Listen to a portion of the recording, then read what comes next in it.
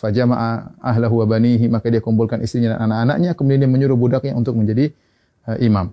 Ini dalil yang dijadikan dalil oleh para ulama bahwasanya boleh salat Id di rumah. Adapun bagaimana cara pelaksanaannya? Secara umum pelaksanaannya sama saja. Tidak ada bedanya kita salat Id di rumah dengan salat Id di lapangan. Bedanya kalau di rumah kita tidak melaksanakan khutbah, itu saja. Baik, saya ingatkan kembali bagaimana cara pelaksanaan salat Id. Sebelum salat Id kita disunahkan untuk mandi, ya, yaitu mandi tersebut kita kerjakan setelah terbit fajar agar kita mandi di hari Id. Ya, setelah itu kita disunahkan juga untuk makan korma dalam jumlah witir, ya, mau 3, mau 5, mau 7, karena itu sunnah Nabi SAW. Kenapa kita dianjurkan makan korma? Untuk menunjukkan bahwasanya hari tersebut adalah hari Al-Fitr. Al-Fitr secara bahasa artinya berbuka. Idul Fitri artinya hari berbuka, artinya kita sudah tidak puasa lagi. Maka kita tunjukkan bahwasanya kita berbuka. Sebagaimana kita berpuasa karena Allah, kita berbuka juga karena Allah, dan Nabi SAW segera menunjukkan berbukanya tersebut. Kalau tidak ada korma, maka sebenarnya Allah mengatakan boleh makan yang manis-manis. Kemudian setelah itu kita salat Id. Adapun salat Id, maka waktunya dimulai dari waktu syuruk, yaitu sekitar 15 menit setelah sunrise, setelah terbit matahari. Dan berakhir kata para ulama sebelum waktu zawal, yaitu sekitar 15 menit atau 10 menit sebelum azan zuhur. Di antara itu kita boleh melaksanakan salat Id. Tapi yang terbaik kita salat Id di awal waktu, di pagi hari. Adapun pelaksanaannya, maka kita bertakbir rakaat pertama 7 kali, rakaat kedua 5 kali takbir. Nah, ada khilaf di kalangan para ulama tentang 7 takbir ini. Apakah 7 takbir tersebut termasuk takbiratul ihram ataukah takbiratul ihram tidak dihitung?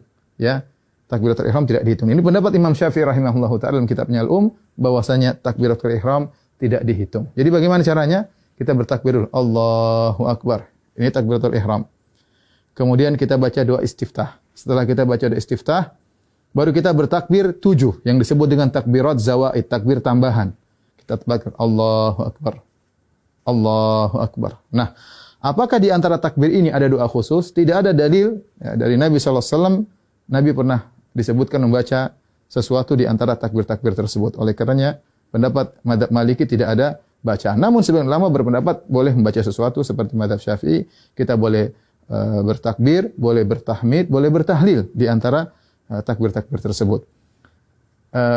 Kita ulangi, kita Allahu Akbar, takbiratul ihram, kemudian kita baca doa istiftah, kemudian kita takbir 7 kali. Allahu Akbar 1, Allahu Akbar 2, ya, Allahu Akbar 3. Antara takbir satu dengan yang lainnya kita ada jeda sedikit, apalagi kalau kita jadi imam, agar makmum di belakang bisa mengikuti kita. Kita lanjutkan Allahu Akbar 4, Allahu Akbar 5, Allahu Akbar 6, Allahu Akbar 7.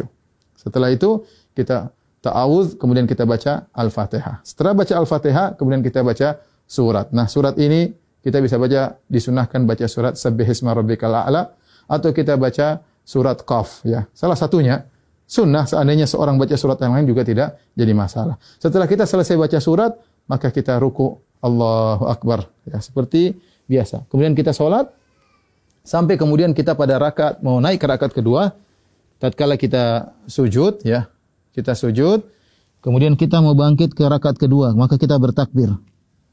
Allahu Akbar. Ya. Nah, takbir dari sujud menuju ke rakaat kedua namanya takbir al-intiqal.